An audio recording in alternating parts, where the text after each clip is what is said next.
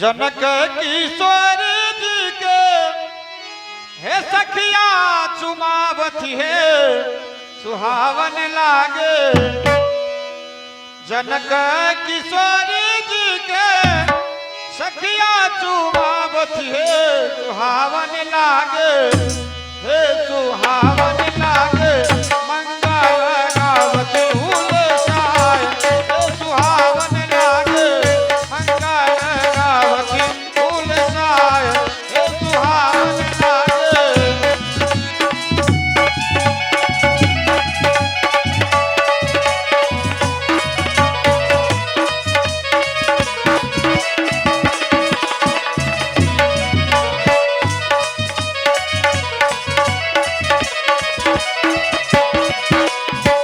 नव नव नाला सखी साज तू भी धनवा।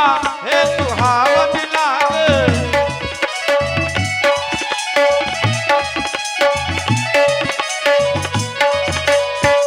नव नव नाला सखी साज तू भी धनवा।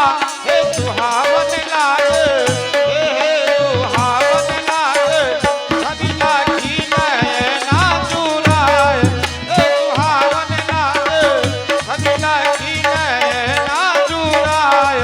हे सुहावन लागे जनक किशोर जी के सखिया चुमावत। हे सुहावन लागे।